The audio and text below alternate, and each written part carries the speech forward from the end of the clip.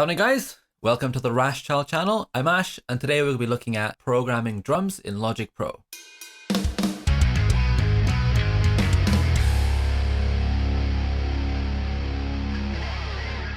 So I've been using Logic Pro for about 15 years, mainly to record guitars and bass and vocals for my own band. Now with drums, if you have the luxury, you should always try to record real live drums because there's nothing, you can't really beat real live drums. There's nothing wrong with programmed drums, but in today's climate, especially due to the virus that's going on at the moment, very difficult to get your band together to record actual live drums.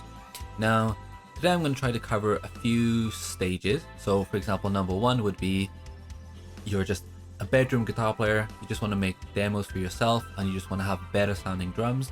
Hopefully I can help you there. Number two, maybe you have a band and you just want to make demos, better sounding demos to present to the band. There's something, because sometimes, I've been in the position where I have a great song that I think is really, really good, but I want to send them a demo to really capture what I'm going for. And, sometimes you only have one chance, and the better you can have it sounding, the better it will be, and hopefully they will go along with and want to do the song.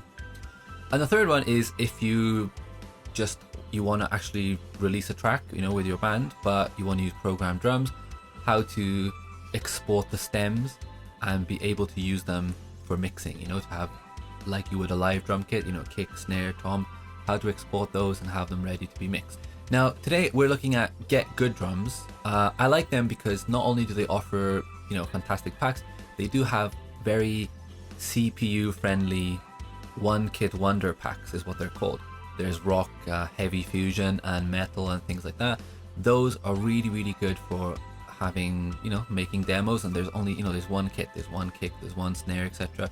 It's very, very good for making demos. Now, when we look at the actual screen, I'll explain a bit more, but I highly recommend them. There's a bunch of other companies, but I just use this one as this is the one I'm more familiar with.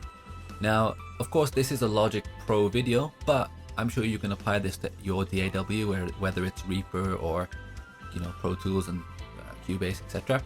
So whether you're a beginner or you're a advanced user, hopefully this can help you in some way. I'm not an expert. I've been doing it for a while with my band and my music, and I've been able to make records and make demos and everything I've talked about just now using Logic Pro and using the drum samples.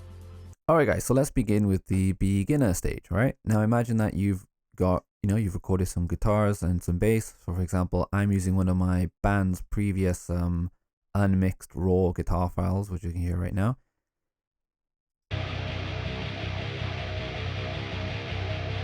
Very metal. So now imagine that you're a bedroom player and you want to make some demos just for the sake of making your own music for fun. Now, if you are using Logic Pro, you can use the drum samples that they have. For example, let's look at plus and then press software instrument. Empty channel strip is fine for now, and then create. And when you create, it looks something like this. So now if you look up the top left here, we have this little area here with the boxes. Click on the little box thing here and it'll bring up the sounds area. Click on the drum kit. And my favorite out of all these is the SoCal. Of course, I already made a track, but all you do is you change this to a pencil tool and you see you can pencil everything you want there. So let's just delete that. Now I've already done one. Double click on it and it brings up the piano roll. Okay, so this is the piano roll, which is basically where you input all the drums and the sounds. So you can see that C1 is a kick. And some cymbals. Now you might notice that they're all different colors, right? That's because they're all different velocities. Now right here in this little area here is called the velocity. Velocity just meaning how hard it's getting hit. So if I put everything to 127, the maximum is 127, right? Let's listen to that. Now it sounds better than it does, less, right? Let's go to like 80. It depends on what you're going for. If you're just making it for your own demos, then, if you just want it to sound awesome, go full max. But if you're looking to be a bit more realistic, then this is where you have to play around with it and get the velocities to match the style and the sound of a natural drummer. So if you are looking just to do that, you can use the stock Logic drums. They're pretty good, right? But personally, if you are doing, for example, like a metal song like this, then using outside party drum samples will help you a lot. Now, there's a lot of different companies, for example, Superior Drummer. Now, it is quite expensive, and this is why I would rather go with the company called GetGood Drums. This is the GetGood Drums library, which is run by the guys from Periphery and the former bass player Nolly Getgood, which is where it gets the name from. And you can see they got all these packs here, starting around $100, $119. Now, these ones here, for example, Invasion and P4, these are full packs with like different drums, different kicks, different snares, and things like that, which are awesome. If you're looking to go into more, in more variety, then you can go for those. Now, if you are just looking to make demos and things like that, I would just go with one of these, the One Kit Wonders. There's aggressive rock, classic rock, modern fusion, metal, a bunch of them here. The new one is Architects. Now, as you can see, they're about $59 right now, but if you wait for like Black Friday or any of those sales, they do go down to about $40, $35, and they're well worth it.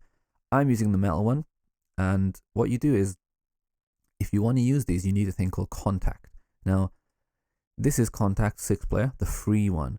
Specifically, you can use it for Windows and Mac, but as we are using Logic, we are obviously going to use the Mac one, so you don't need to worry about that.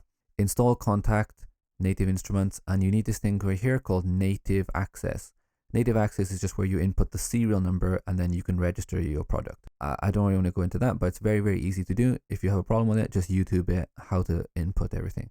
Once you've downloaded Contact and you've bought this and you've input the serial number to Native Access, it'll pop up in your DAW. So let's go back. Let's click off here and click the I. So this is the channel strip. Now what we're going to do is we're going to just click right here and reset the channel strip. Now let's go to Instruments and Contact, which will, you'll have to look down here into all generators, instruments and things like that. That's where you get it. Now Contact, I've been using it recently. That's why it's here. Now you get these options, mono, stereo, and these other ones here. Just go for stereo. Now when you open up, it will look something like this. All right. Now it can be a little bit intimidating. For example, this area here, don't worry about that. Actually, we don't need to use this at all.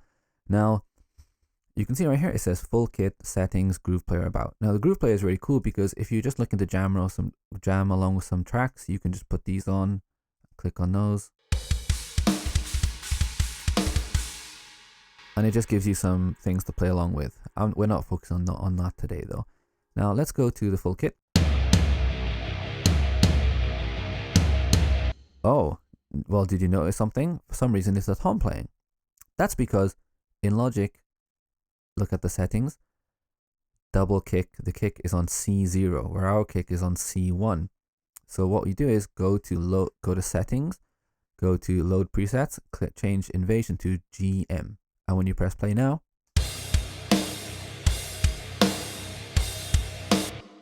it works no problem. Now, this area here, which is called stereo, you don't need to worry about that right now. The CPU scaling. Now with the CPU, guys, be careful because if you do use a lot of instruments, your CPU can be affected and it'll run quite slowly. So if you go to Logic, Preferences and Audio.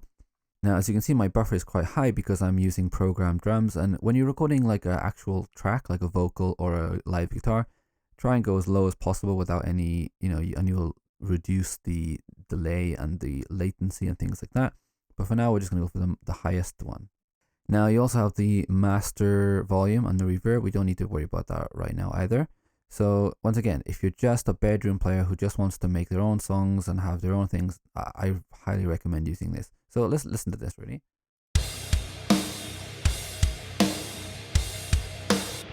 Now, if you do want to listen to the actual song, go to the description and then there is a link to the actual song. But this is just raw files. Nothing's mixed here. It's just to demonstrate how to use the drums, right? So let's play along with this.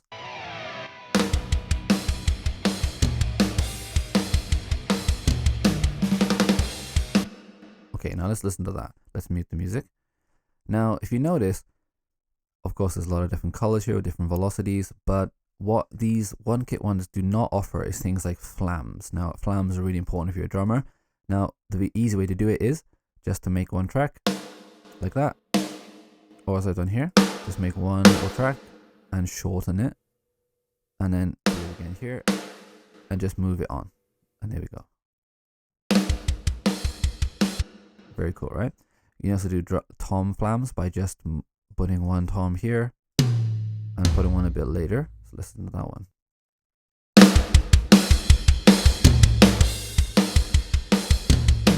Here we go. Now if you also notice that my little fill here, the snare roll, is a lot of different velocities, because, you know, if you're looking for realism, it's better to have lower velocities, like a human. There we go. Now it sounds pretty good, right? So, you know, if you're just looking to make demos for yourself, or, you know, just making demos to show your band, you know, song ideas, it works really great.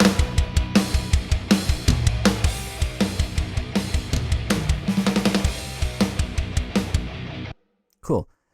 Now, what if you want to actually record, you know, you want to release music and you want to have it mixed by an actual engineer? Now, what happens usually with the real drum kit is you record all the stems, the kick, the snare, etc. You send them off with the music and it gets mixed. But the problem here is that we only have one MIDI track. So that's not very good, right?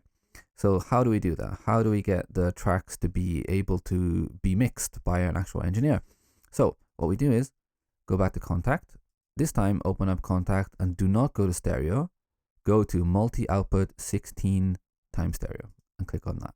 Okay, now also guys, one thing I forgot to mention is that there's actually a lot of presets in the actual track. So let's look here at, for example, under where it says One Hit Wonder Metal. Click on the startup and there's all these different presets. For example, Naturally Dry, which sounds like this.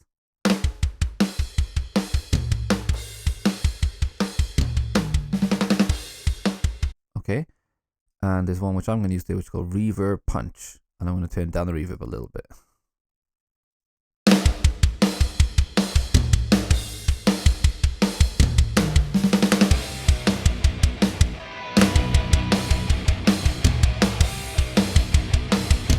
Sounds really cool, right? So yeah, if you want to use some of those. So the difference is with, if you look over here, it has parallel and a master EQ. The master EQ is on, which gives it kind of like, you know, like a polished, mix ready sound. If you are looking to get these songs mixed, then you will probably want to take off any processing. So if you notice some of the presets have master EQ off, etc., go with those ones if you want to do that. But this is just demonstrating what we do. Okay, so you've opened up the contact multi-output stereo. Okay, now what we're going to do now is we're going to go to this little button here, stereo, and we'll click on multi-out. So the best thing to do is looking down here at the mixer. Is look down here at the mixer, and we can see the kick. There's a little button here. Click to number 1, ST2, Tom, ST3, Tom 2, ST4, ST5, Tom 4, ST6, overheads, ST7, and room, ST8. Okay, now these are all on separate tracks. So what you do is click off here, click on this button right here, which is the mixer, and if you look here, there's a little plus sign. So let's do 10, and these correspond to the tracks that we just did. For example, if I solo this one, it's just a kick. This one is just a snare.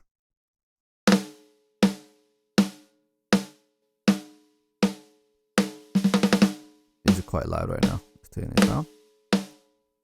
And then these will be the toms.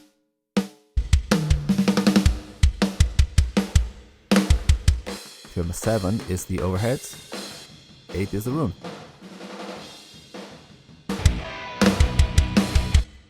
So we don't need 9 and 10, so we can just minus those. There we go. And now we have these tracks here, which are all the instruments that we just did. But the problem is now is that if you want to export everything, you can't do that, right? Because there's only one track. So what you do is go back to the mixer, highlight all the tracks by pressing shift and just press the right on the keyboard or whatever, and right click, create track. And there we are. We've just created all the tracks right here. Let's say you finished the song, all the vocals, all the music is done. Now, usually you would start from the beginning, but just for the sake of this track, let's just start from here. Let's imagine that this is the full track. So let's just say we want to export just the drums. You highlight them all. Once again, shift and holding down.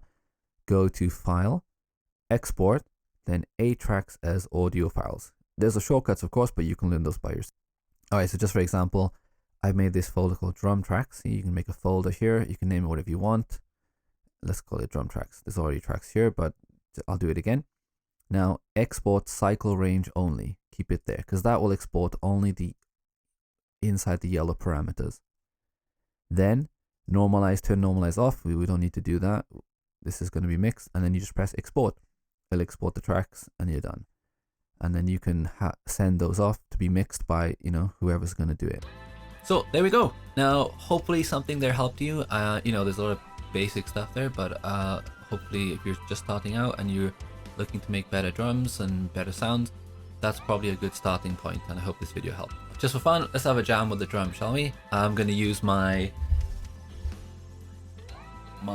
Ormsby Hype 6 right here, which is a fan fret guitar.